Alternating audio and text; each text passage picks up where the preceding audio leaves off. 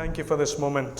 ஆண்டவரே இந்த நேரத்திற்காக உமக்கு நன்றி. Lord, as we come to preach your word, ஆண்டவரே நாங்கள் உம்முடைய வார்த்தையை பிரசங்கிப்பதற்காக வந்திருக்கும் பொழுது I pray that you will cover me and Christy under your precious blood, Lord. ஆண்டவரே உம்முடைய விலையேறப்பெற்ற இரத்தத்தினாலே ஆண்டவரே போதகரையும் என்னையும் நீங்கள் மறைக்கும்படியாக ஜெபிக்கிறோம். May your words, O Lord, accomplish its purpose. ஆண்டவரே உம்முடைய வார்த்தை அதன் நோக்கத்தை நிறைவேற்றட்டும். May, Lord, your words split the hearts of your people, I pray. ஆண்டவரே உம்முடைய வார்த்தை இருதயங்களை ஊடுருவத்தக்கதாக ஜனங்களின் உள்ளே செல்லட்டும். And Lord, may it influence the way they live their lives. ஆண்டவரே அவருடைய வாழ்க்கையிலே அது ஒரு பெரிய காரியங்களை செய்யட்டும். Use me and Christy today, Lord. ஆண்டவரே இன்றைக்கு போதகரையும் என்னையும் உபயோகப்படுத்தும். In Jesus' name we pray. இயேசு கிறிஸ்துவின் மூலம் ஜெபிக்கிறோம் பிதாவே. Amen. ஆமென்.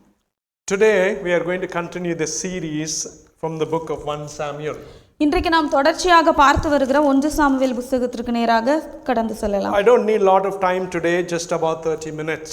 நான் அதிக நேரம் எடுக்க போவதில்லை, 30 நிமிடங்கள் மாத்திரம் எடுக்க போகிறேன். But in 30 minutes there are some important things that I'm hoping we all can learn. அந்த 30 நிமிடத்தில் நாம் அனைவரும் கற்றுக்கொள்ளக்கூடிய முக்கியமான காரியங்களை நாம் கற்றுக்கொள்ள முடியும் என்று நம்புகிறேன். So we have gone through 3 chapters of the book of Samuel. நாம் சாமுவேலின் புத்தகத்தில் 3 அதிகாரங்களை பார்த்து விட்டோம். In chapter 1 we saw Hannah's cry for a child. ஒன்றாம் அதிகாரத்தில் அன்னாளின் அழுகையின் ஜெபத்தை நாம் பார்த்தோம் குழந்தைக்காக. In chapter 2 we saw Hannah rejoicing because God blessed her with a child. இரண்டாம் அதிகாரத்தில் அன்னாள் ஆண்டவருக்குள் களிகூர்ந்ததை குழந்தை கொடுத்தது நிமித்தமாக. In the same chapter we saw that the priest of the tabernacle of God was sinful in his eyes. அதே இரண்டாம் அதிகாரத்தில் நாம் பார்த்தோம் ஆசரிப்பு கூடாரத்தில் இருந்த ஆசாரியர்கள் ஆண்டவருக்கு முன்பாக பாவம் செய்ததை குறித்து. And we see that Eli is warned by a man of God that his family will come to an end. அங்கே நாம் பார்க்கிறோம் ஏலிக்கு ஒரு எச்சரிப்பு தேவனுடைய மனுஷன் மூலமாக வருகிறதா, அவனுடைய குடும்பத்திற்கு ஒரு முடிவு வருகிறது என்று. And in chapter 3 we saw the very familiar story of Samuel being called by God. மூன்றாம் அதிகாரத்தில் நாம் அனைவருக்கும் தெரிந்த ஒரு கதையை குறித்து பார்த்தோம். சாமுவேலை கர்த்தர் கூப்பிட்டார். And we looked at chapter 3 last week and we learned a few lessons. போன வாரத்திலே நாம் அந்த மூன்றாம் அதிகாரத்திலிருந்து சில காரியங்களை கற்றுக்கொண்டோம். This week we are focusing on chapter 4. இன்று நாம் இந்த வாரத்தில் 4ஆம் அதிகாரத்திற்கு நேராக கவனத்தை திருப்புவோம். For those of you who read this chapter, there is something that will stand out from it. நீங்க ஏற்கனவே இந்த அதிகாரத்தை வாசித்திருக்கிறவர்களுக்கு சில காரியங்கள் உங்களுக்கு முன்பாக வந்திருக்க கூடும். Yes, there is a storyline. அதிலே ஒரு கதை இருக்கிறது தான். But this chapter is a chapter of questions. ஆனால் இந்த அதிகாரம் ஒரு கேள்விகளின் அதிகாரமாக இருக்கிறது. If you read this chapter, you will find many questions being raised in this chapter. நீங்கள் அந்த அதிகாரத்தை வாசிப்பீர்களானால் உங்களுக்குள்ளாக अनेक கேள்விகள் வருவதை நீங்கள் காணக்கூடும். And the people who raise these questions come from different backgrounds. அங்கே வரக்கூடிய அந்த கேள்விகளுக்கு கூறக்கூடிய ஜனங்கள் வித்தியாசமான பின்னணியிலிருந்து வருகிறார்கள். We are going to focus on those questions. நாம் அந்த கேள்விகளை நோக்கி பார்க்க போகிறோம். And we are going to see what those questions teach us today. நாம் பார்க்க போகிறோம் இன்றைக்கு அந்த கேள்விகள் எந்த காரியங்களை நாம் கற்றுக்கொள்ள கூறுகிறது என்று பார்க்க போகிறோம். Because as you will see, நீங்கள் பார்ப்பது போல people can stand and ask us the same questions. நமக்கு முன்பாக ஜனங்கள் நம்மை நோக்கி இந்த கேள்விகளை கேட்க கூடும். So the background of chapter 4. இந்த 4ஆம் அதிகாரத்தின் பின்னணி. Chapter 3 concludes by saying God raised Samuel up. 3ஆம் அதிகாரத்திலே நாம் பார்க்கிறோம் கர்த்தர் சாமுவேலை பெரியவனாக்கினார் என்று. A wonderful promise God gives about Samuel. அங்கே ஒரு அதிசயமான ஒரு வாக்குத்தத்தத்தை ஆண்டவர் சாமுவேலுக்கு கொடுத்தார். The Bible says that not one of his words fell to the ground. வேதாகமத்திலே நாம் வாசிக்கிறோம் அவருடைய வார்த்தையில் ஒன்றாகிலும் தரையிலே விழுந்து போவதில்லை. One side there is Samuel in the tabernacle of God. ஒரு பக்கத்திலே சாமுவேல் தேவனுடைய கூடாரத்தில் இருக்கிறார். And then we step into chapter 4. அதுக்கு அடுத்து நாம் 14ஆம் அதிகாரத்திற்கு வருகிறோம். In chapter 4 there is something remarkable that takes place. இங்கே 4ஆம் அதிகாரத்திலே ஒரு விசேஷமான ஒரு காரியம் நடக்கிறதை பார்க்கிறோம். All of a sudden there is a battle between Israel and the Philistines. இந்த எல்லா காரியத்தின் மத்தியிலே அங்க ஒரு இஸ்ரவேலர்களுக்கும் பெலிஸ்தியர்களுக்கும் நடுவாக ஒரு யுத்தம் வருகிறது. And there are certain circumstances that take place as part of that battle. அந்த யுத்தத்திலே சில காரியங்கள் அந்த நேரத்தில் நடக்கிறது. Israel goes to that battle. அங்கே இஸ்ரவேல் ஜனங்கள் யுத்தத்திற்கு செல்கிறார்கள். The whole army goes to that battle. அங்க முழு சேனையும் யுத்தத்திற்கு செல்கிறது. In the very first few verses there is an outcome for that battle.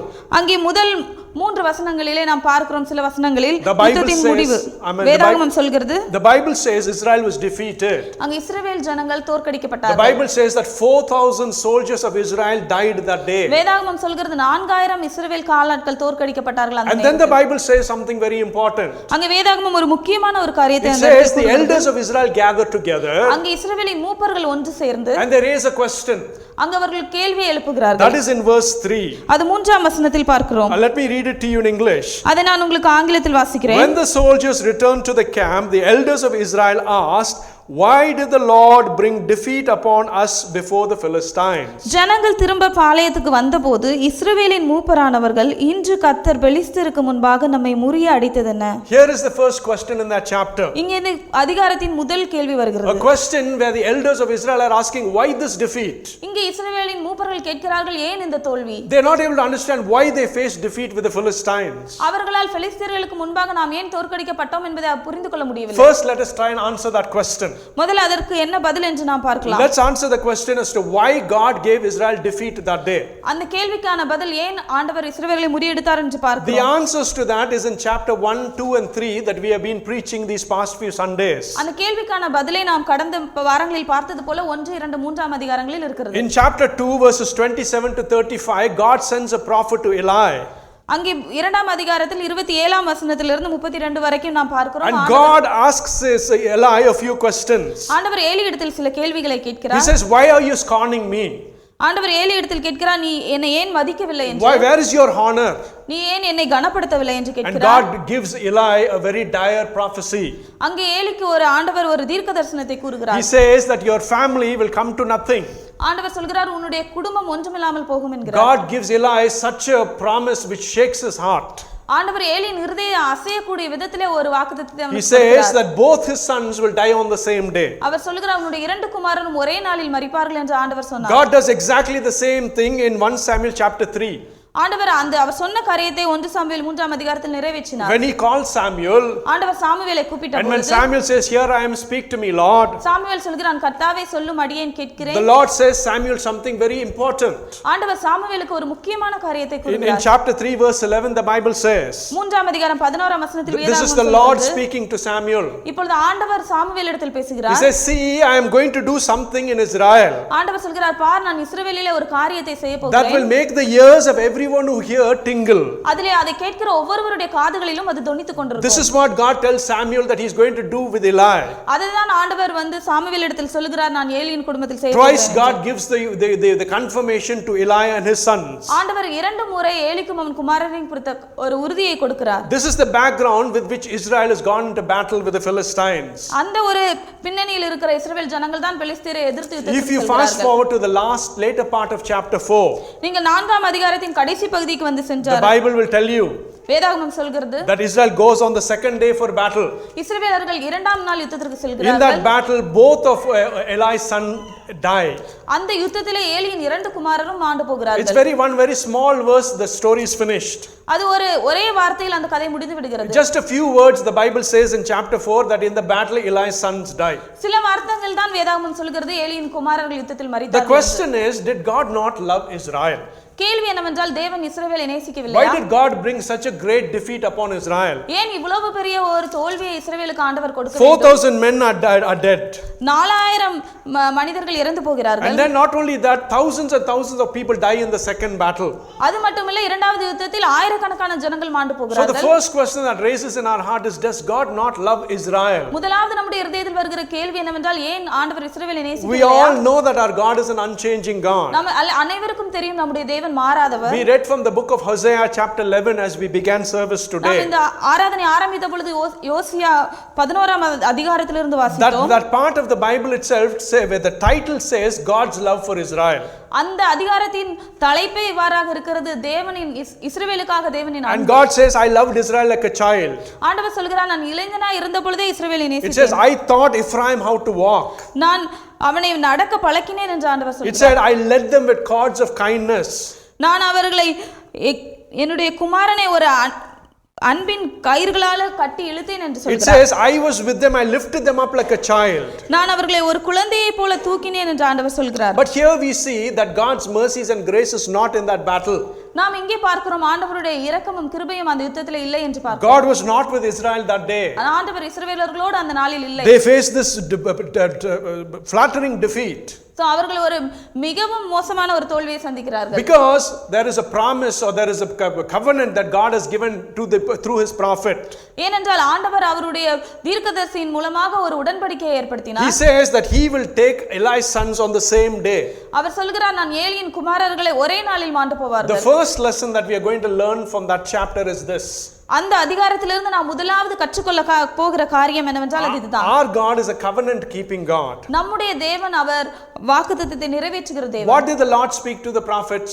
ஆண்டவர் அந்த தீர்க்கதரிசியின் மூலமாக என்ன பேசினார்? In Samuel chapter 2 verses 34 the Bible says, Samuel 2ஆம் அதிகாரம் 34ஆம் வசனத்தில் வேதாகமம் the Bible says both of them will die on the same day.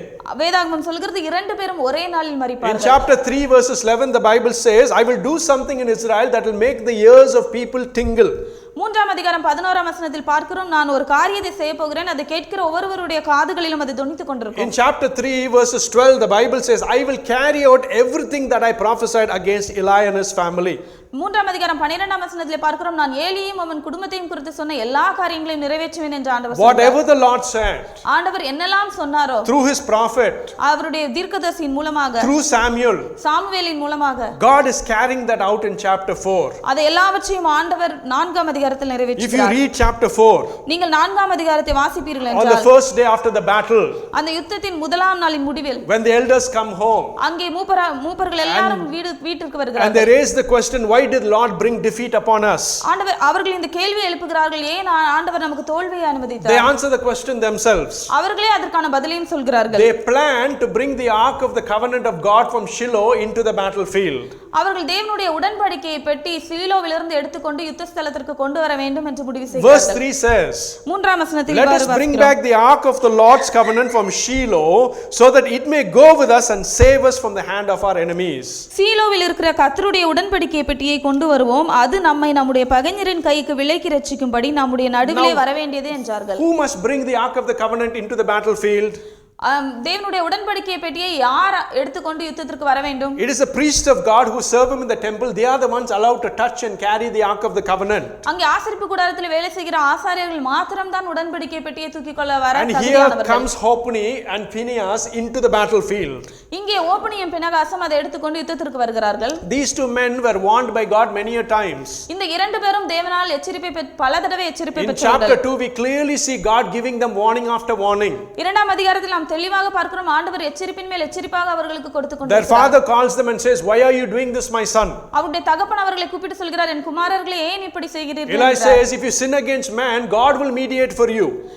Eli சொல்கிறார், நீங்கள் மனிதர்களுக்கு விரோதமாக நீங்கள் குற்றம் செய்தால் ஆண்டவர் உங்களுக்கு நடு நிற்பார். But if you sin against God, who will mediate for you? ஆனால் நீங்கள் ஆண்டவருக்கு விரோதமாகவே பாவம் செய்வீர்களானால் உங்களுக்காக நிற்பவர் யார் என்று Hophni கேட்கிறார். and Phinehas do not pay any attention to that. ஆனால் ஓபனியும் பினகாசும் அதை கேட்டுக்கொள்ளவே இல்லை. God sends a prophet to this man Eli ஆண்டவர் ஏலியின் இடத்திற்கு ஒரு தேவனுடைய மனுஷனை and gives him this அனுப்புகிறார். dire prophecy saying both his sons will die on the same day. இங்கேதான் ஒரு பயங்கரமான தீர்க்கதரிசனம் வருகிறது, உன்னுடைய இரண்டு குமாரரும் ஒரே நாளில் These மரிப்பார்கள். two young men heard all of that. இந்த இரண்டு இளைஞர்களும் அதை எல்லாவற்றையும் கேட்டார்கள். If you read the timeline of chapter 2, it's not a few years.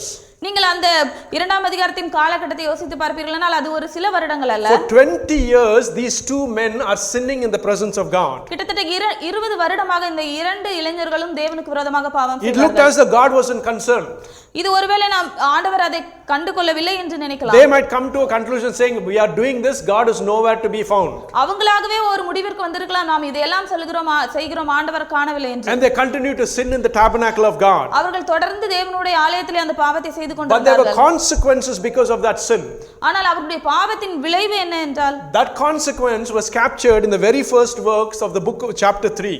அதன் விளைவை நாம் 3ஆம் அதிகாரத்தின் 1ஆம் வசனத்தில் We saw this last week. இதை நாம் போன வாரம் பார்த்தோம். Because the priests of God were unfaithful in the presence of God, ஏனென்றால் ஆசாரியர்கள் தேவனுடைய பிரசன்னத்திலே அவர்கள் உண்மை இல்லாமல் இருந்ததனால் God's word could not come to Israel. தேவனுடைய வார்த்தை இஸ்ரவேலுக்கு வரவில்லை. That is what it says. In those days the word of God was rare and there were not many visions.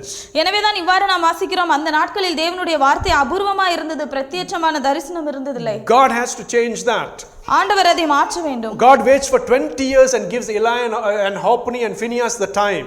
ஆண்டவர் 20 வருடம் ஏலிக்கும் ஓபனிக்கும் பினகாசுக்கும் ஆண்டவர் காலம் கொடுத்தார். But they do not repent. ஆனால் அவர்கள் மனம் திரும்பவில்லை. Here in chapter 4, இங்கே 4ஆம் அதிகாரத்தில் when they ask the question, why did the Lord bring defeat upon us?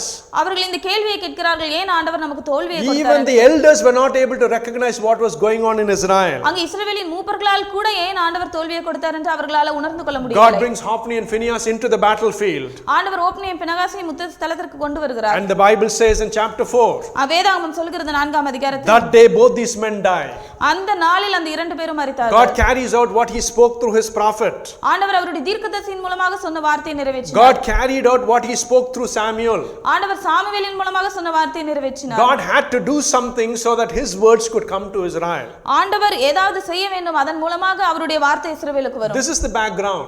இதுதான் அதன் பின்னணி. But what does this all mean for us today? ஆனால் நமக்கு இது எல்லாம் கூறுவது என்ன என்று, We love to claim a few Bible verses in our personal lives. நம்மளுடைய தனிப்பட்ட வாழ்க்கையிலே நாம் சில காரியங்களை, சில வசனங்களை நாம் அடிக்கடி நாம் One thing that we know about God is this, ஆண்டவரை குறித்து நாம் எல்லாருக்கும் தெரிந்த ஒரு காரியம் என்னவென்றால், that he is an unchanging God. அவர் மாறாத தேவன். That when he promises, he will do according to what he promises. அவர் நமக்கு ஒரு வார்த்தையை கொடுக்கும் பொழுது அவர் சொன்னபடி அதை நிறைவேற்றுவார் என்று தெரியும். We always claim that promise in our lives. அந்த வாக்குத்தத்தத்தை நம்முடைய வாழ்க்கையில் எப்பொழுதும் நாம் அறிக்கையிடுவோம். It is very true.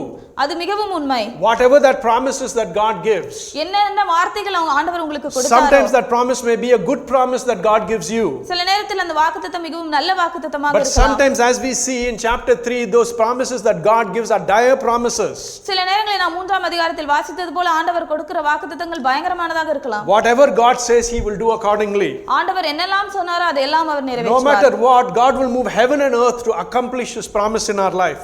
என்ன நடந்தாலும் பரவாயில்லை, ஆண்டவர் அவருடைய வார்த்தையை நிறைவேற்றுவதற்காக வானத்தையும் பூமியையும் கூட மாற்றி உங்களுக்கு I நிறைவேற்றுவார். have 2 points to land with you as I move on. நான் இப்பொழுது 2 காரியங்களை உங்களுக்கு நான் போவதற்கு முன்பாக சொல்ல One விரும்புகிறேன். point is a warning. முதலாவது காரியம் எச்சரிக்கை. The second point is a blessing.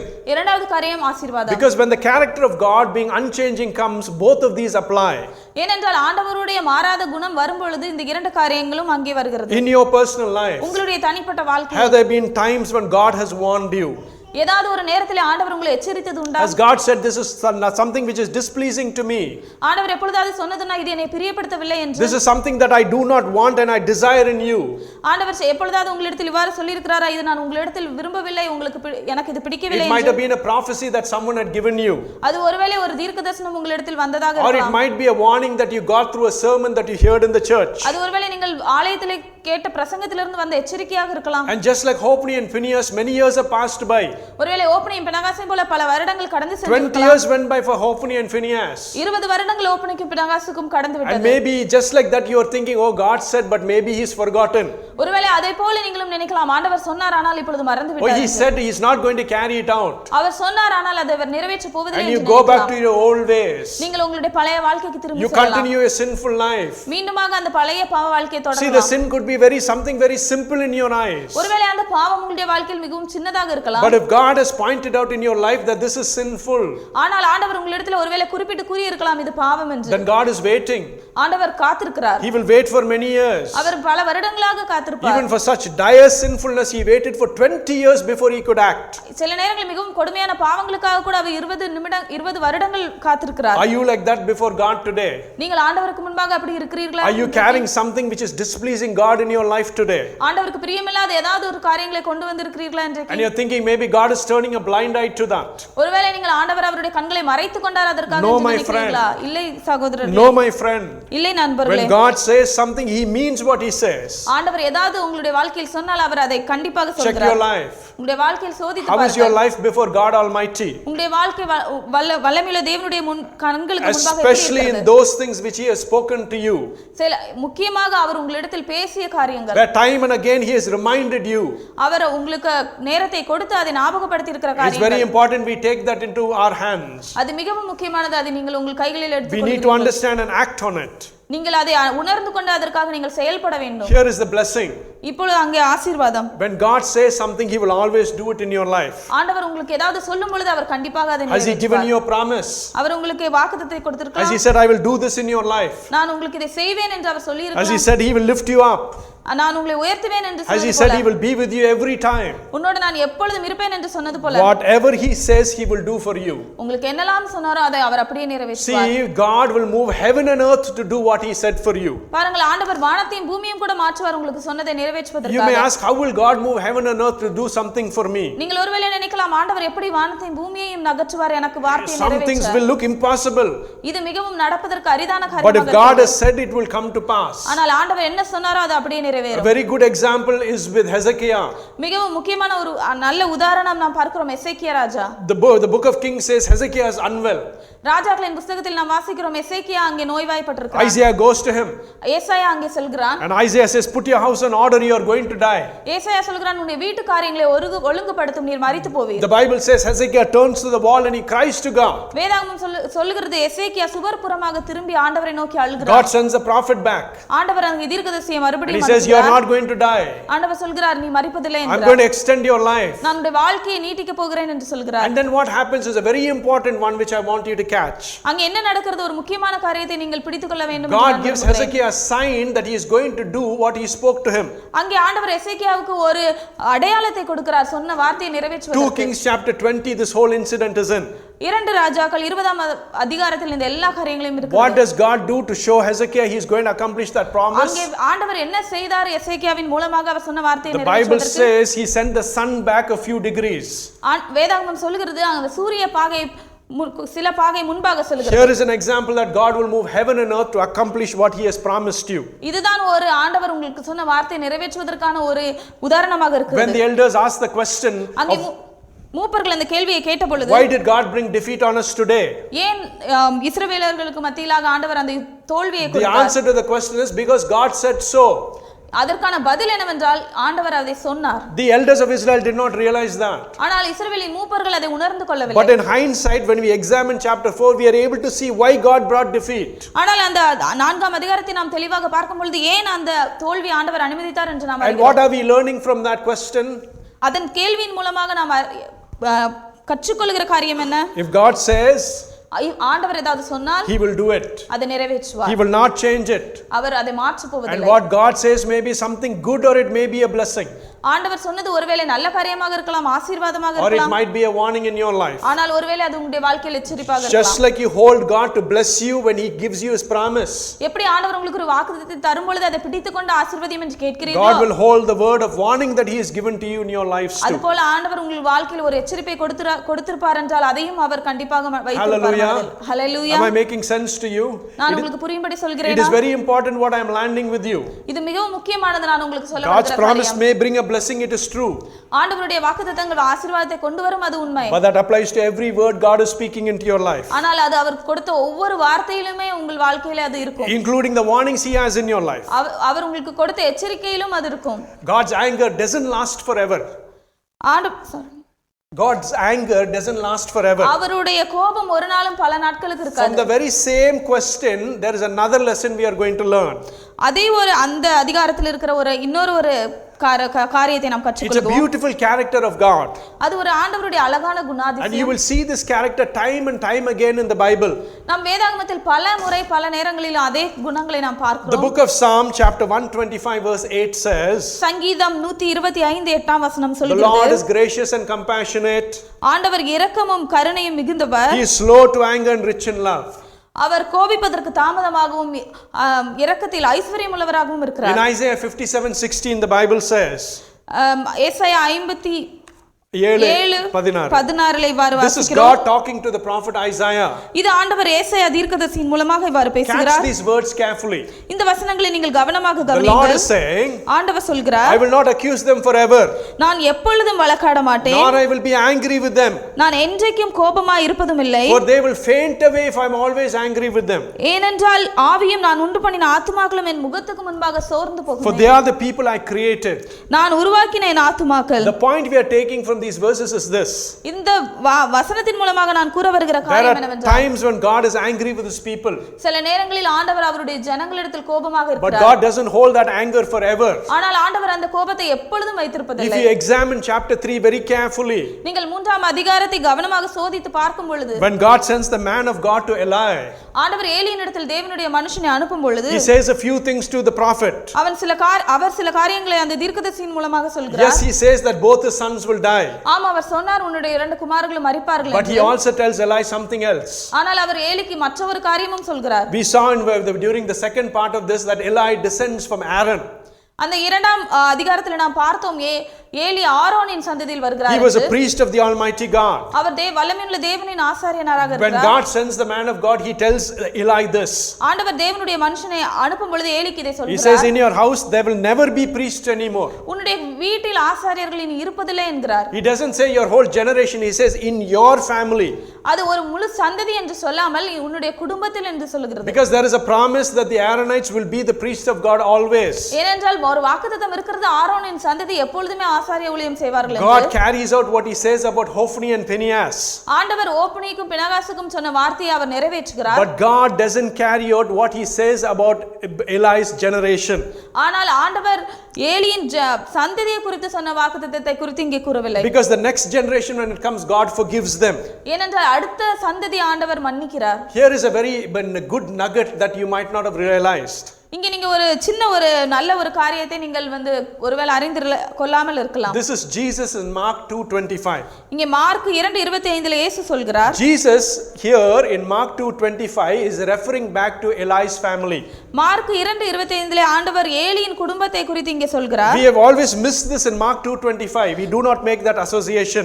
நாம் இதை சில நேரங்களிலே அதனோடு சம்பந்தப்படுத்தி பார்க்காமல் விட்டுவிடக்கூடும். Jesus himself refers back to Eli's family. இயேசுவே அவர் ஏலியின் குடும்பத்தோடு அவர் சம்பந்தப்படுத்தி அந்த காரியத்தை He refers back to his family in a good way. அவருடைய குடும்பத்தோடு ஆண்டவர் ஒரு நல்ல விதத்தில் தொடர்புபடுத்தி காண்பிக்கிறார். The incident that the Bible talks about in Mark 2 is this. ஆண்டவர் மார்க் 2ஆம் அதிகாரத்தில் சொல்ல வருகிற சம்பவம் என்னவென்றால் இதுதான். Jesus heals on the Sabbath. ஆண்டவர் ஒரு ஓய்வு நாளிலே சுகமாக்குகிறார். People around are not very happy. அதை சுற்றி இருந்த ஜனங்கள் அதை பார்த்து சந்தோஷப்படவில்லை. They come and question God and say, how are you healing on the Sabbath? அவர்கள் வந்து ஆண்டவரிடத்தில் கேள்வி கேட்கிறார்கள், நீர் எப்படி ஓய்வு நாளில் சுத்தமாக்கலாம் என்று. Jesus responds to those questions. ஆண்டவர் அந்த கேள்விகளுக்கு இவ்வாறாக பதில் கொடுக்கிறார். And this is Jesus talking to the Pharisees and Sadducees. இங்கே ஆண்டவர் இவ்வாறாக பரிசேயரிடமும் சதுசேயரிடமும் பேசுகிறார். The Bible says, வேதாகமம் சொல்கிறது, He answered, அவர் இவ்வாறாக பதில் சொன்னார், Have you not read what David did when he and his companions were hungry? தாவீதுக்கு உண்டான ஆபத்தில் அவனும் தன்னோடு இருந்தவர்களும் பசியாய் இருந்தபோது செய்ததை நீங்கள் வாசிக்கவில்லையா? In the days of Abiathar the high priest, Abiathar என்னும் பிரதான ஆசாரியன் காலத்தில் he entered the house of God. அவன் தேவனுடைய வீட்டில் பிரவேசித்து And he ate the consecrated bread, அவன் அங்கு தேவ சமூகத்து அப்பங்களை புசித்தான், which is only lawful for the priest to eat. அது ஆசாரியர்கள் மாத்திரமே புசிக்கத்தக்கது. And he gave some for his companions. அதை அவர்கள் தன்னோடு இருந்தவர்களுக்கும் அவன் அதை கொடுத்தான். We know this part of the Bible very well. இந்த வேதாகமத்தின் இந்த பகுதி நம் அனைவருக்கும் நன்றாக தெரியும். What we miss there is the word Abiathar.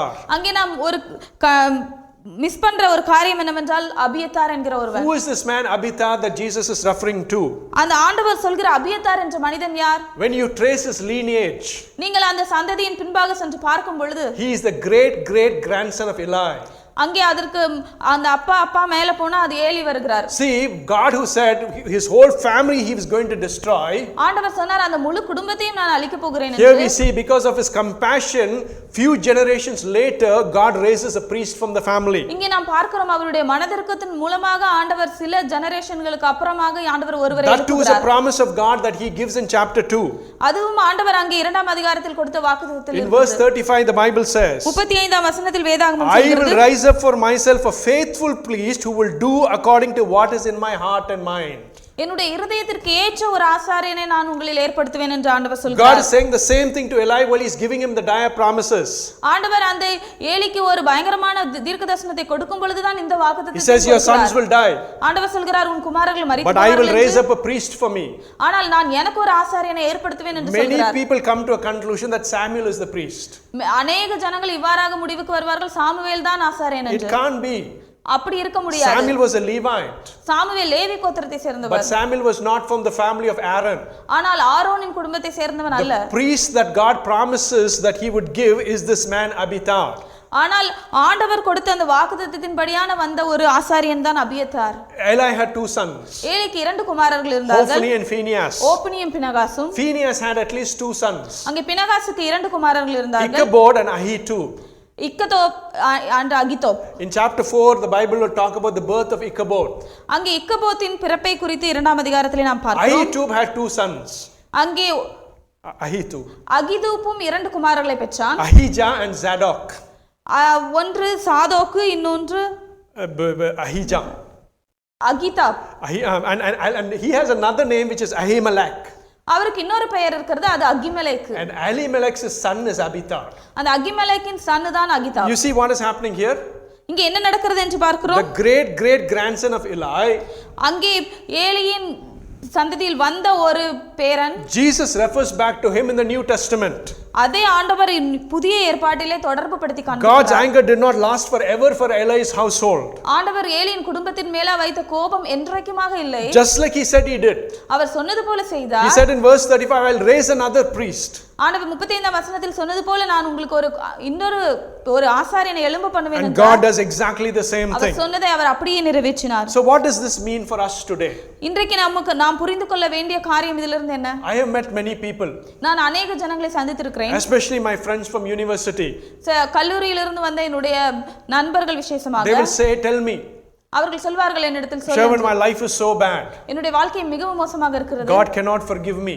ஆண்டவரால் என்னை மன்னிக்க முடியாது. They will say, I have done so many bad things in my life. ஏனென்றால் இந்த வாழ்க்கையில் நான் अनेक மோசமான காரியங்களை How can செய்திருக்கிறேன். I come back to Jesus? நான் எப்படி இயேசுவினிடத்தில் மறுபடியும் வருவேன்? Especially my Christian friends from university. விசேஷமாக கல்லூரியில் இருந்த என்னுடைய கிறிஸ்தவ நண்பர்கள். When I reach out to them, நான் அவர்களிடத்தில் செல்லும் பொழுது they will say, how can I go and pray to God? அவர்கள் சொல்வார்கள், நான் எப்படி தேவனிடத்தில் சென்று I have ஜெபிப்பேன்? lived a sinful life. நான் ஒரு பாவமான வாழ்க்கையை வாழ்ந்து விட்டேன். Sometimes when I meet my non-Christian friends, சில நேரங்களில் நான் கிறிஸ்தவர் அல்லாத என்னுடைய நண்பர்களை சந்திக்கும் I பொழுது, grew up with many friends in Chennai.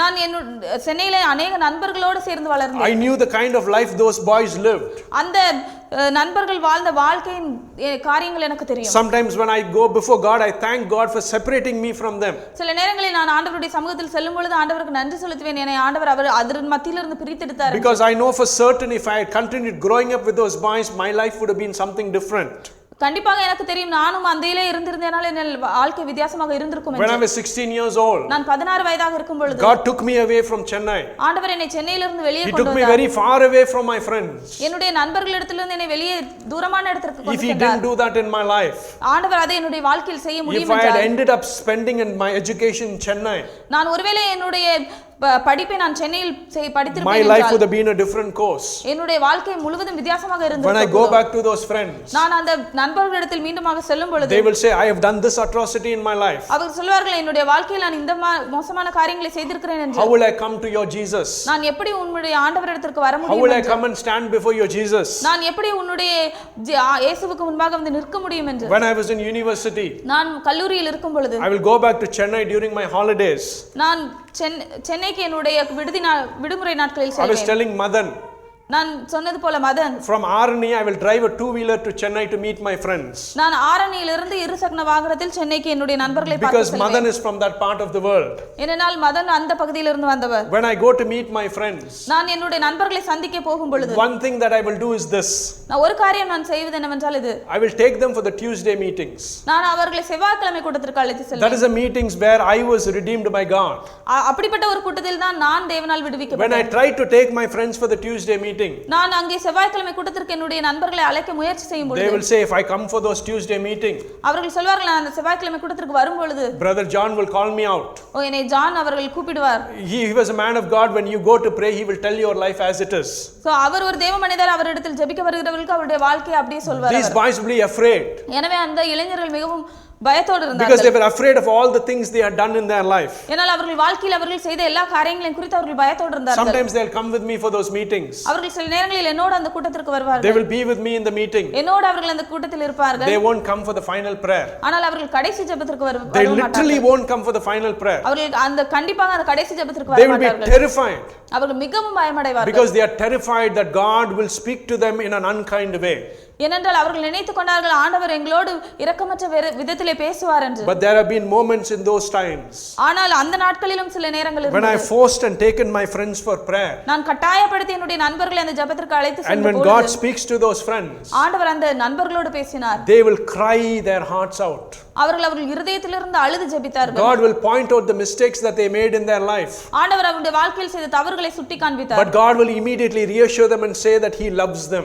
ஆனால் ஆண்டவர் மீண்டுமாக அவர்களிடத்தில் சொல்லி நான் உங்களை நேசிக்கிறேன் என்று சொல்லி When they hear those loving words from God, அவர்கள் ஆண்டவரிடத்திலிருந்து இந்த அன்பான வார்த்தைகளை கேட்டபொழுது it will break their hearts. அது அவர்கள் இருதயத்தை உடைத்தது. What is the point I am making? நான் சொல்ல வருகிற காரியம் என்னவென்றால் our God is a God who doesn't hold his anger forever. நம்முடைய தேவன் அவர் கோபத்தை என்றென்றைக்கும் வைத்திருக்கிற தேவன் அல்ல. Perhaps some of you sat in church today. ஒருவேளை இங்கே சிலர் இந்த ஆலயத்தில் இப்பொழுது இருக்கலாம். You may think, how can I go to this Jesus? நீங்கள் நினைக்கலாம் ஒருவேளை நான் இந்த இயேசுவினிடத்தில் எப்படி செல்வேன் என்று. My life is a life of sin.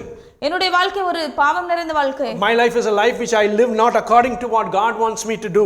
என்னுடைய வாழ்க்கை ஆண்டவர் விரும்பின அவர் எப்படி நான் வாழ வேண்டும் என்று விரும்பினாரோ அப்படி இல்லை. But I want you to remember this. ஆனால் நான் உங்களை ஒரு காரியத்தை யோசிக்க விரும்புகிறேன். Our God is a compassionate God. நம்முடைய தேவன் மனவுருக்கமுள்ள தேவன். His anger does not last forever. அவருடைய கோபம் ஒரு நாளும் நீடித்திருப்பதில்லை. Look what he does to Hophni's generation. இங்கே பாருங்கள் ஓப்னியின் சந்ததிக்கு ஆண்டவர் என்ன செய்தார் என்று. Look what he does to the Eli's priest's generation. Eli என்ற ஆசாரியன் குடும்பத்திற்கு சந்ததிக்கு ஆண்டவர் என்ன செய்தார் என்று பாருங்கள். From the same generation God raises up another priest. அதே சந்ததியிலிருந்து ஆண்டவர் மற்றொரு ஆசாரியனை எழுப்பினார். Abiathar and Zadok. And Sadok. Two priests that God raises up from Hophni's generation. அந்த இரண்டு ஆசாரியர்களை ஆண்டவர் ஓப்னியின் சந்ததியிலிருந்து எழுப்பினார். And Jesus refers back to them. ஆண்டவர் இயேசு கிறிஸ்துவே அதை தொடர்புபடுத்தி கூறுகிறார். Hallelujah. Hallelujah. If you are here in this church today, நீங்கள் இந்த ஆலயத்தில் இன்று இருப்பீர்கள் என்றால் thinking that God is angry with me, ஒருவேளை நீங்கள் நினைக்கலாம் ஆண்டவர் என்னோடு கோபமாக இருக்கிறார். I want this assurance for you. இந்த ஒரு காரியத்தை நான் உங்களுக்கு சொல்ல விரும்புகிறேன். He is never angry all the while. அவர் எப்பொழுதுமே கோபமாக இருப்பதில்லை. His anger lasts only a very little time. அவருடைய கோபம் மிகவும் சிறிய நேரம் தான் இருக்கும். He will put his arm around you and he will embrace you. அவருடைய கையை உங்கள் தோள் மேல் போட்டு அவர் உங்களை உற்சாகப்படுத்துவார். And he will take you back as a son. அவர் உங்களை மீண்டும் மகனாக அணைத்துக் கொள்வார். We raised the first question. நாம் முதல் கேள்வியை எழுப்பினோம். Why did God bring defeat on Israel today? ஆண்டவர் ஏன் இஸ்ரவேலுக்கு இன்றைக்கு தோல்வியை கொடுத்தார்? A question raised by the elders of Israel. அது இஸ்ரவேலில் இருந்த மூப்பர்களால் எழுப்பப்பட்ட கேள்வி. And answering that question we learned a few lessons. அந்த கேள்விக்கு பதில் சொல்வதன் மூலமாக நாம் சில காரியங்களை கற்றுக்கொண்டோம். That God is a covenant keeping God. நம்முடைய தேவன் அவருடைய சொன்ன வார்த்தையை நிறைவேற்றுகிறார். Whatever he has said, whether good or bad, he will carry it out. அவர் என்ன சொன்னாரோ அது நன்மையோ தீமையோ அதை அப்படியே நிறைவேற்றுவார். Second, we learned that our God is a God who doesn't hold his anger forever. இரண்டாவது நாம் கற்றுக்கொண்ட காரியம் நம்முடைய தேவன் அவருடைய கோபத்தை ஒரு நாளும் நிலைத்து வைத்திருப்பதில்லை. Because he is a compassionate God. ஏனென்றால் அவர் இரக்கம் நிறைந்த தேவன். A few minutes we will finish. சில நேரங்களில் நாம் முடித்து விட போகிறோம். Here is another question raised in the chapter 4. இங்கே 4ஆம் அதிகாரத்தில் எழுப்பப்பட்ட மற்றொரு கேள்வியை பார்க்கிறோம். Verse 6. 6ஆம் வசனத்தை பார்க்கிறோம். This time the question is being raised by the Philistines. இங்கே இந்த கேள்வி பெலிஸ்தியர்களால் எழுப்பப்படுகிற கேள்வி. And the question is, why all the shouting in the Hebrew camp? இங்கே அந்த கேள்வி என்னவென்றால் இந்த மகா ஆர்ப்பரிப்பின் சத்தம் என்ன என்றார்கள். What happens is when Israel loses the first battle, இஸ்ரவேலர்கள் முதலாவது நாள் யுத்தத்தில் தோற்ற பொழுது என்ன நடக்கிறது? They send for the ark of the covenant of God. அவர்கள் அந்த தேவனுடைய உடன்படிக்கை பெட்டியை எடுத்து வருகிறார்கள். Hophni and Phinehas are bringing the ark of covenant into the camp. ஓப்னியும் பினகாசும் பாளையத்திற்கு ஆண்டவருடைய உடன்படிக்கை பெட்டியை சுமந்து வருகிறார்கள். The Bible says when the ark of covenant comes into the camp, வேதாகமம் சொல்கிறது உடன்படிக்கை பெட்டி பாளையத்தில் வந்த பொழுது there's a big uproar in the camp. அவர்கள் எல்லாரும் ஆர்ப்பரிக்கிறார்கள். Everyone are shouting. எல்லாரும் ஆர்ப்பரிக்கிற சத்தம் வருகிறது. Because the Israelites believe that God has come into the camp. ஏனென்றால் இஸ்ரவேல் ஜனங்கள் நம்பினார்கள் தேவன் அங்கே பாளையத்தில் வந்து விட்டார். The Philistines hear this. அங்கே பெலிஸ்தியர்கள் அதை கேட்கிறார்கள். And they raise this question. அவர்கள் இந்த கேள்வியை எழுப்புகிறார்கள். Why all the shouting in the camp? அங்கே எபிரேயருடைய பாளையத்தில் இந்த மகா ஆர்ப்பரிப்பின் சத்தம் என்ன? See, something beautiful happens here. இங்கே ஒரு மிகவும் அழகான ஒரு காரியம் நடக்கிறது. Something which is astounding when you understand it. நீங்கள் அதை பார்க்கும் பொழுது மிகவும் பிரமிக்கத்தக்க கூடிய ஒரு ஆச்சரியமான காரியம் நடக்கிறது. Israel thought if they brought the ark of covenant into the camp they will win. இஸ்ரவேல் ஜனங்கள் நினைத்தார்கள் அவர்கள் தேவனுடைய உடன்படிக்கை பெட்டியை பாளையத்திற்கு கொண்டு வந்தால் ஜெயிப்பார்கள் என்று. That is what the elders believed. அதுதான் அங்கே மூப்பர்கள் நம்பினார்கள். See, you know what was inside the ark of the covenant? உங்களுக்கு தெரியுமா அந்த உடன்படிக்கை பெட்டியின் உள்ளாக என்ன இருந்தது என்று? There were the commandments that God gave Moses, the tablets. அங்கே மோசேக்கு ஆண்டவர் கொடுத்த 10 கற்பனைகள் இருந்தது. Very good commands that God gives 10 commands to Israel. ஒரு நல்ல 10 கற்பனைகள் அங்கே இஸ்ரவேலர்களுக்கு கொடுக்கப்பட்டது இருந்தது. The covenant that God gives, the commands itself, one of the commands says, third command says, you shall not take the Lord your God's name in vain. அங்கே கொடுக்கப்பட்ட 10 கற்பனைகளிலேயே மூன்றாவது கற்பனையாக ஒன்று சொல்கிறது, உன் தேவனுடைய நாமத்தை வீணிலே வழங்காதிருப்பாயாக. They are carrying this ark of covenant into the camp. அவர்கள் அந்த தேவனுடைய உடன்படிக்கை பெட்டியை பாளையத்திற்கு கொண்டு They வருகிறார்கள். do not realize the state of their lives. அவர்கள் அவங்களுடைய வாழ்க்கையின் நிலைமையை கூட உணர்ந்து And கொள்ளாமல் they are shouting very loudly thinking God is in the camp. ஆனால் மிகவும் சத்தமாக அவர்கள் ஆர்ப்பரிக்கிறார்கள், தேவன் அந்த பாளையத்திற்கு வந்து விட்டார் In the என்று. same ark of the covenant, ஆனால் அதே ஆண்டவருடைய உடன்படிக்கை பெட்டி, Aaron's staff is also kept in there. அங்கே ஆரோனின் துளிர்த்த கோலும் அங்கே இருக்கிறது. Wow, you know what is the story behind Aaron's staff?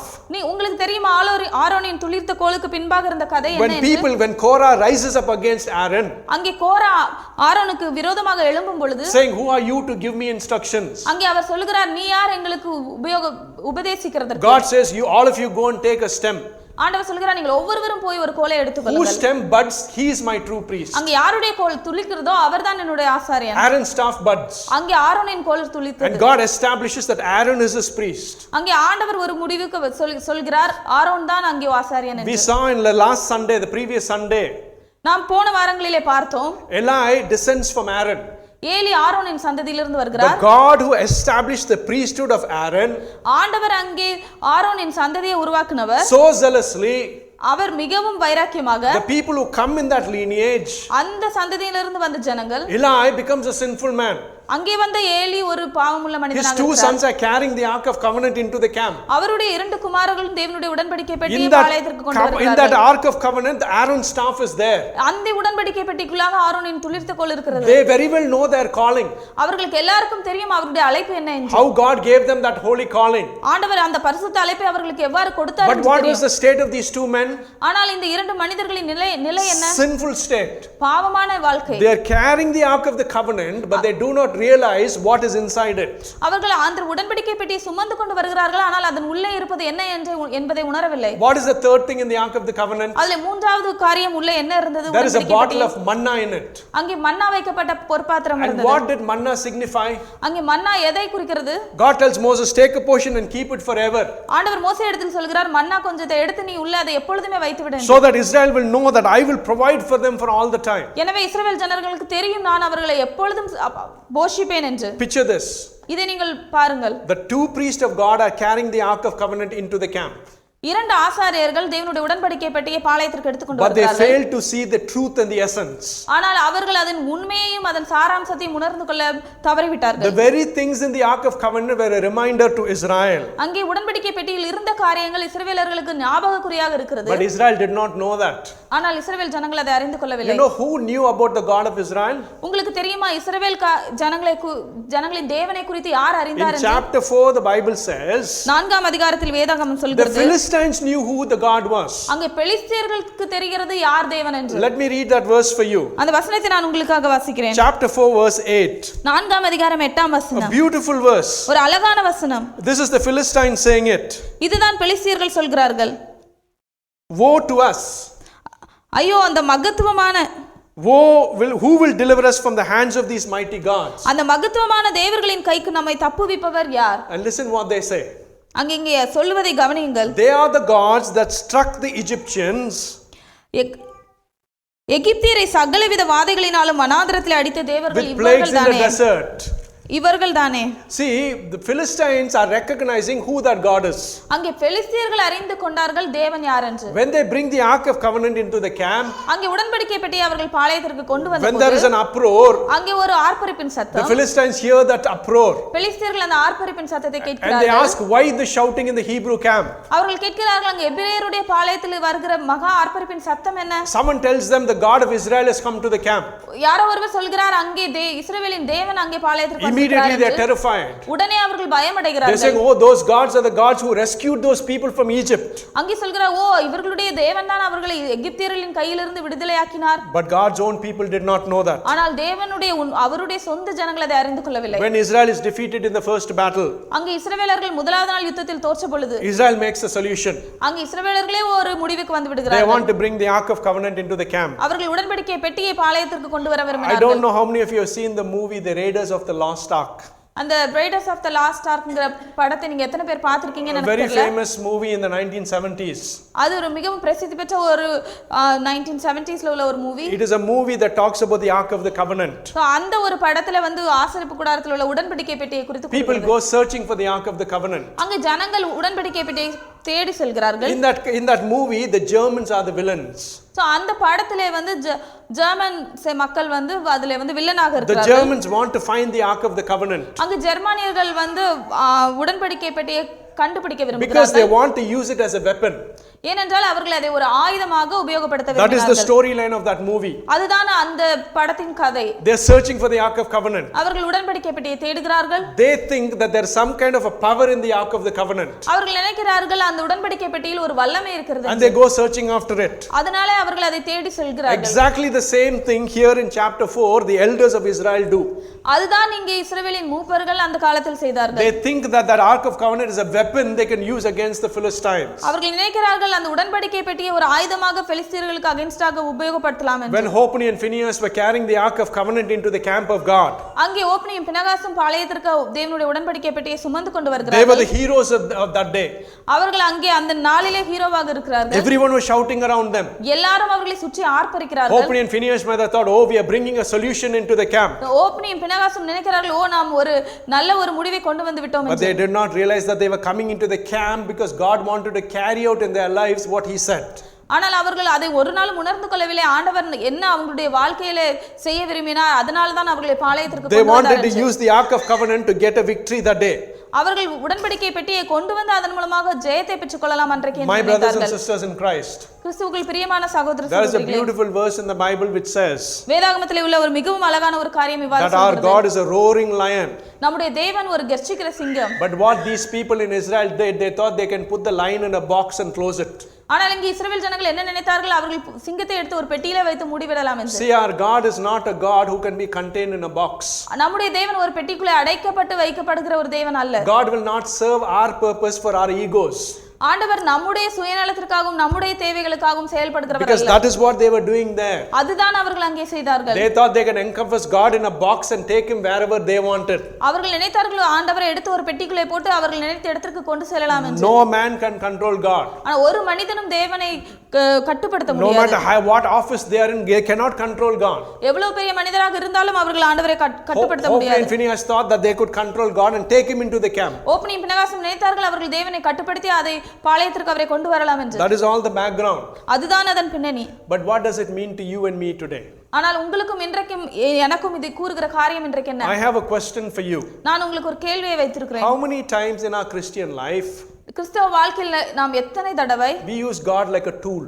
நாம் ஆண்டவரை ஒரு கருவியாக உபயோகப்படுத்தி இருக்கிறோம். We contain God in a box. நாம் ஆண்டவரை எடுத்து ஒரு பெட்டிக்குள்ளே அடைத்து வைத்து And we want him to act and perform as our hearts and minds desire. நாம் ஆண்டவர் நம்முடைய இருதயத்தின் விருப்பத்திற்கும் சிந்தனைகளுக்கும் ஏற்றார் போல நடக்க வேண்டும் என்று விரும்பினார். Perhaps some of you are saying, no, I don't do that. ஒருவேளை நம்மில் சிலர் நினைக்கலாம் நான் அவ்வாறு செய்வதில்லை But என்று. examine your life very carefully. ஆனால் உங்களுடைய வாழ்க்கையை மிகவும் கவனமாக சோதித்து பாருங்கள். Every single day in your life, ஒவ்வொரு நாளும் உங்களுடைய வாழ்க்கையில் there are circumstances when you put God in a box. நீங்கள் சில நேரங்களில் ஆண்டவரை எடுத்து ஒரு பெட்டிக்குள்ளாக போடுகிறீர்கள். You want him to act how you want him to act. நீங்கள் ஆண்டவர் எவ்வாறு நடக்க வேண்டுமோ அது உங்களுடைய விருப்பத்திற்கு ஏற்றவாறு நடக்க வேண்டும் என்று I have seen people.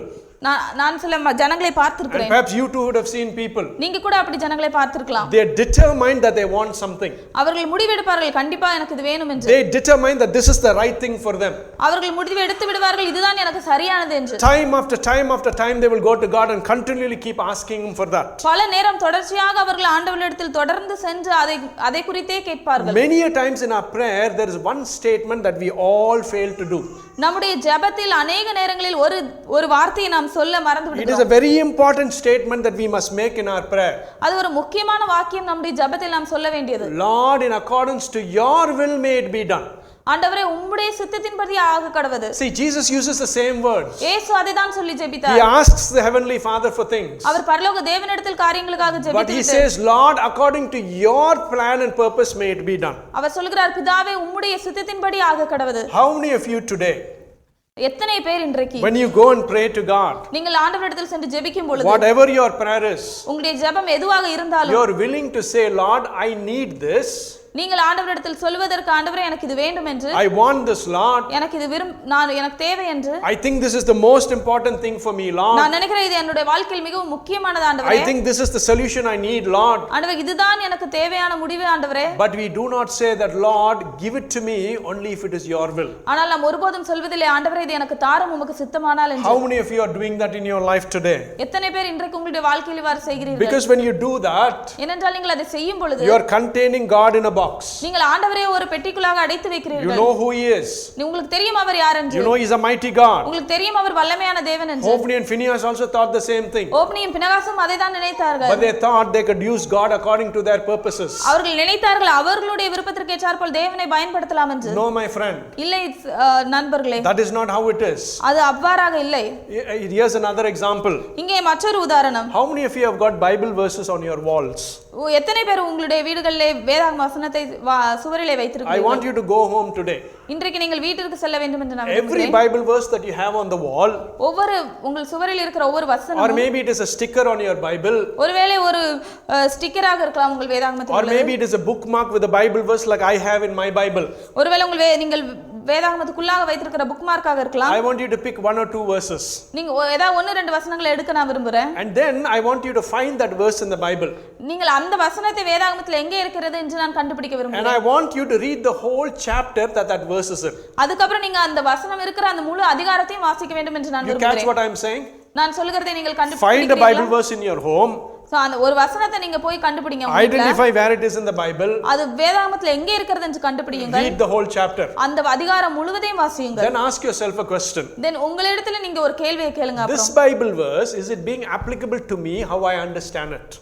இப்பொழுது இந்த வசனம் என்னுடைய வாழ்க்கையிலே நான் இவ்வாறாக கடைபிடிக்கிறேனா நான் புரிந்து கொண்டபடி? Because many a times ஏனென்றால் अनेक நேரங்களில் you will find that you have been misusing those Bible verses, நீங்க ஒருவேளை நீங்க அந்த வசனத்தை தவறாக பயன்படுத்தி இருந்திருப்பீர்கள். forgetting what is said before it and after it, அந்த வசனத்திற்கு முன்பாகவும் பின்பாகவும் என்ன இருக்கிறது என்பதை only மறந்திருப்பீர்கள். taking what you want from it, அந்த வசனத்திலிருந்து உங்களுக்கு என்ன வேண்டுமோ அதை மட்டும் பிடித்துக் and then கொண்டிருப்பீர்கள். saying I memorized this Bible verse, அதுக்கப்புறம் சொல்வீர்கள் நான் அந்த வசனத்தை மனப்பாடம் going செய்துவிட்டேன். before God and repeating that memorized Bible verse. ஆண்டவருக்கு முன்பாக சென்று அந்த மனப்பாடம் செய்த வசனத்தை தொடர்ந்து சொல்வது. You know what you are doing there? உங்களுக்கு தெரியுமா நீங்கள் என்ன செய்கிறீர்கள் என்று? You are putting God in a box. நீங்கள் ஆண்டவரை ஒரு பெட்டிக்குள்ளாக அடைத்து வைக்கிறீர்கள். Hallelujah. Hallelujah. Am I making sense to you today? நான் உங்களுக்கு புரியும்படியாக I know my சொல்கிறேன். sermon is a bit harsh, நான் நினைக்கிறேன் என்னுடைய பிரசங்கம் மிகவும் but you are கடினமாக all இருக்கிறது. mature Christians. ஆனால் நீங்கள் முதிர்ந்த கிறிஸ்தவர்கள். It is very important we understand this. இது மிகவும் முக்கியம் நாம் இதை அறிந்து கொள்ள The வேண்டியது. Philistines the Lord was not God, they knew who God was. அங்க பெலிஸ்தியர்கள் ஆண்டவரே இல்லாத பெலிஸ்தியர்கள் அவர்களுக்கு தெரிகிறது ஆண்டவர் யார் என்று. But God's people did not know who he was. ஆனால் தேவனுடைய சொந்த ஜனங்களுக்கு தெரியவில்லை அவர் யார் என்று. They were using him according to their whims and fancies.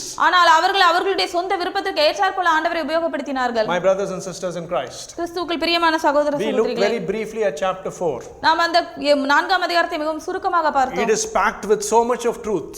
அந்த ஒரு கதையில अनेक முக்கியமான உண்மைகள் இருக்கிறது. We only picked up 2 questions. நாம் ஒரு 2 கேள்விகளை மாத்திரம் எடுத்து And பார்த்தோம். we use those questions as a lens to understand what was going on in the Bible. So அந்த கேள்விகளை நாம் ஒரு லென்ஸ் போல உபயோகப்படுத்தி அதிலிருந்து வேதாகமம் என்ன சொல்கிறது என்பதை பார்த்தோம். And then we saw how those answers are applicable to our lives. நாம் அதன் பிறகு பார்த்தோம் அந்த பதில் எவ்வாறு நம்முடைய வாழ்க்கையில நாம் உபயோகப்படுத்தலாம் For என்று. both the questions, சோ அந்த 2 கேள்விகளும் we saw the good side of it, அதனுடைய நல்ல and we காரியத்தையும் saw the பார்த்தோம். things which may not be good to you.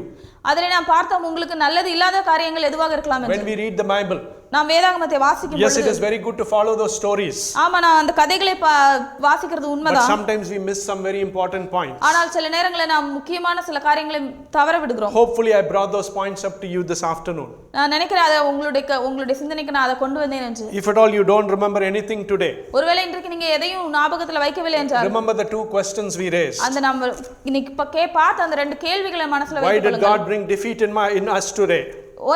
ஏன் ஆண்டவர் நமக்கு தோல்வி அனுமதிக்கிறார் Why என்று. is there shouting in the Hebrew camp? அங்க எபிரேயருடைய பாளையத்தில் இருக்கிற ஆர்ப்பரிப்பின் சத்தம் If you என்ன? remember those 2 questions, இந்த 2 கேள்விகளையும் நீங்கள் you will be நினைத்தீர்கள் able to என்றால் remember what you heard in the sermon today. உங்களால் இன்றைக்கு செய்தியில் என்ன கேட்டோம் என்பதை நினைக்க May the முடியும். Lord's name be glorified.